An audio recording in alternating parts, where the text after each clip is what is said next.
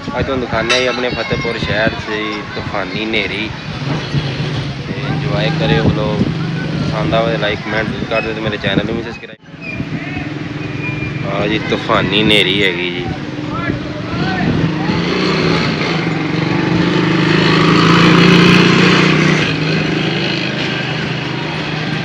तकरीबन चंगा घट्टा देख लो, धुंध ही धुंध नज़र आ रही आसे पासे। मेन रोड का हाल आ।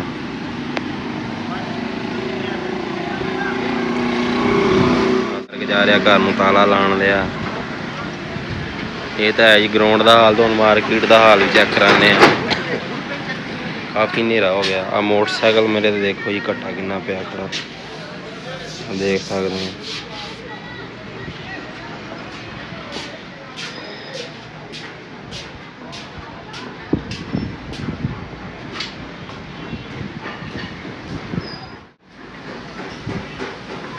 मैं आवाम कराऊँ तैयारियाँ सारे।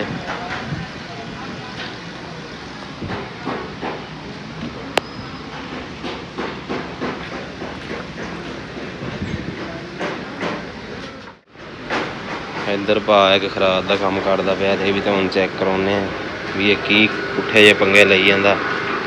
आप पता नहीं किहड़ी शह नूं टूल लाई जांदा उस्ताद तैयब। ये तो मिट्टी नहीं भोरा, साडा तो भैड़ा हाल होया पिया, मिट्टी पै पै अंदर बने पे। ये अंदर खड़ा है, यदा यानी कि बच बचा होया खड़ा। तो ये कोल पुछदे हैं किहड़ी शह तैयार करता पाया। हाँ जी, तैयार करी जाने, दसो सानूं। जैल पंप ते कोई सील सूल का सैर करता पाया। वड्डी मशीन रखी है उस्ताद ने, वड्डे चक्के ते बन के लगा पाया वा। ते आ छोटी मशीन है, इधर भी कुछ हिसाब किताब अपना लाई पे होंगे।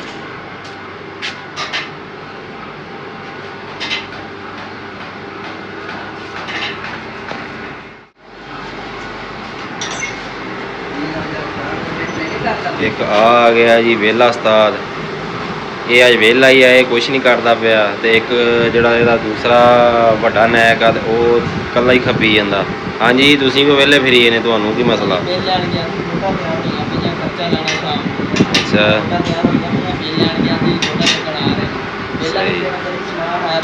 सही। आ समान कोई मिक्सर जी रखी पिया मशीन, राजगिरियां वाली काम करन वाली। अच्छा जी, लैंटर मशीन रखी। ये भी बचिया होया घट्टे तो वाल वूलों के साफ आ। साढ़े तो मिट्टी चिंबड़ी हुई है, जेह्ड़े दो वाल है सिर ते। केयर की वालों की आम गल थोड़ी है, केयर की वालों की नहीं घट्टा है ते दूसरा रंग साफ की पिया तां नहीं महसूस होंदा। साडा काला रंग है, साढ़े तो ज़्यादा घट्टा महसूस होंदा। जिद्दां कि तुसीं मार्केट का माहौल देख लिया, तो तकरीबन कोई एक दो बाद बाकी सारे छुट्टियां करना के चक्करां फिरदे आ।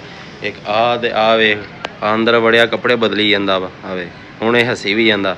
ओए किधर नूं ओए, घर की इधर आ।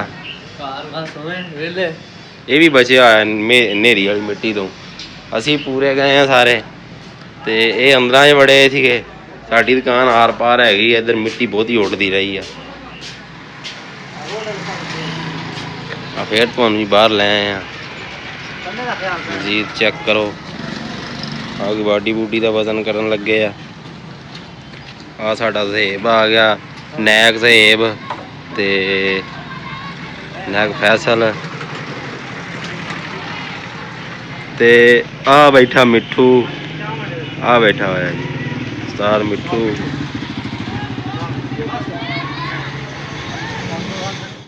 लोग पसंद आवे लाइक कमेंट जरूर कर दो, तो मेरे चैनल में भी सब्सक्राइब कर दो।